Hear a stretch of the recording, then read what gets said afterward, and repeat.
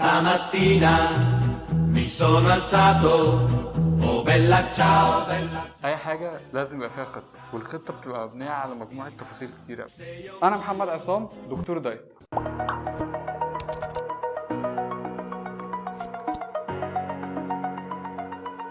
الحدوته النهارده لحد حرفيا مثالي.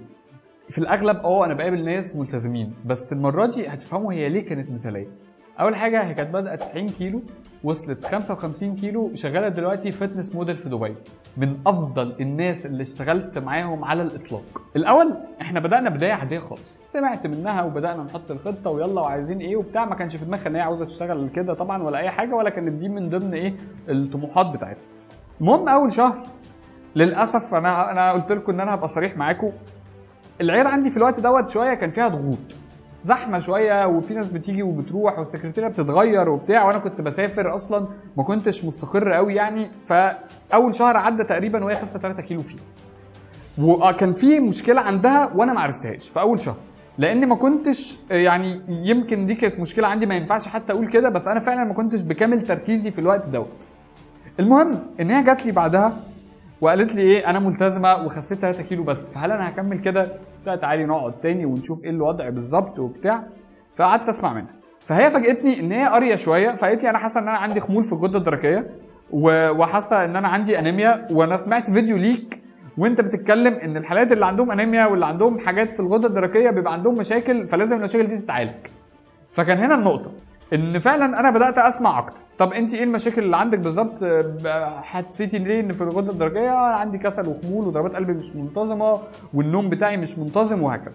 المهم طلبنا التحاليل، طلبنا صوره دم كامله ومقاومه الانسولين والتي اس اتش. مقاومه الانسولين كان تمام مفيش اي حاجه، الانيميا كانت برده بسيطه قوي ما كانش فيها اي حاجه، الغده الدرقيه كانت في ارخم رقم، يعني التي اس اتش كان اعلى حاجه في الطبيعي. يعني ايه؟ يعني هي لسه مش مريضه غده درقيه، فاحنا مش هينفع نديها دواء هرموني وهي هرموناتها لسه محافظه على قليل من الاستقرار. فكان الحل ان احنا ازاي ننشط ده. حقيقي انا قلت هتكلم معاكم بكل صراحه، كانت دي اول حاله تجيلي من النوع دوت. الرقم كان رخم، كان 4.8 وهي المفروض تبقى معديه مثلا 5 عشان نبدا نشتغل معاها كمريض غده درقيه. المهم كلمت دكتور مختص في الغده الدرقيه وقلت له الحال كذا كذا كذا، فقال لي انا كنت باخد رايه، يعني هل ينفع احسنها انا بحاجات اديها، ولا المفروض ناخد تتعامل اكنها مريض غده درقيه عادي؟ قال لي والله الحل الاثنين موجودين، بس ابدا الاول بان احنا نحاول نحسن نشاط الغده الدرقيه، ولو هي خست شويه هنعرف نسيطر على الهرمونات بتاعتها بعد كده ونبقى مش محتاجين دواء. فادي نفسك شهر كمان، لو الشهر دوت عدى من غير ما تتحسن خلاص لا يبقى احنا محتاجين ندي دواء غده درقيه. المهم بدأنا حسنا المشاكل بتاعت الغده الدرقيه، بقينا نعتمد اكتر على منتجات السمك، وبدأنا نغير الملح، جبنا ملح فيه بوتاسيوم اعلى ويود، وبدأنا ناخد زنك. الزنك من الحاجات اللي بتنشط برضو الغده الدرقيه. وفي الحته دي بالظبط ما ينفعش تعمل دايت قاسي، لان كل ما بتعمل دايت قاسي وفي صيام عدد ساعات صيام اكتر، كل ما نشاط الغده الدرقيه بيقل كديفنس ميكانيزم. فكانت دي النقطه، ان ازاي هتعمل دايت يخسسها اكتر شويه من ال 3 كيلو في شهر، وفي نفس الوقت من غير ما تدخل في خط الدفاع من الغده الدرقيه هيتقلل نشاطها، لانه هو اصلا قليل وسنه كمان مش هتشتغل معانا. فبدانا نشتغل على كده، كنت فعلا مستمتع جدا بالحاله ديت. المهم اشتغلنا معاها في الفتره ديت، وبدانا نعتمد على السمك والتونه.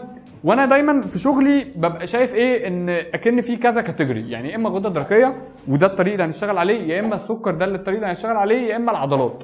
فعشان نزود الحرق لازم حاجه فيهم تكون شايله الاثنين، فادام دول ثابتين كانت الكتله العضليه هي اللي ممكن نشتغل عليها. فقلت لها انت رحت جيم قبل كده؟ قالت لي انا ولا مره رحت جيم. قلت لها احنا هنروح جيم معاك فلوس؟ قالت لي معايا فلوس. قلت لها هنجيب مكملات غاليه شويه عشان هنبقى شغالين فعلا ان العضلات ما تخسش خالص. بدأنا ناخد حاجات بي سي دبل اي وحاجات مكملات كده ان هي تحافظ على الكتله العضليه وتتمرن في جيم وتلعب على عضلاتها فقط. المهم عملت نجاح فعلا، والله العظيم انا في احلامي ما كنت اتصوره. يعني انا كنت شايف ان احنا هننجح، بس هي فعلا فاجئتني جدا بكل حاجه. من البدايه هي كانت مركزه، لما رحنا الجيم كانت مركزه. بالمناسبه الحيله ديت هي من الناس القليله جدا اللي كل الاعادات عندها صح، مفيش ولا مره جت زايده او ثابته، كل المرات جايه خاسه، حتى لو خست 100 جرام. هي دلوقتي شغاله فتنس موديل في دبي. اتمنى تكون بتشوف الفيديو ده، وانا للاسف ما عنديش اي اتصال بيها دلوقتي، مسافره من فتره.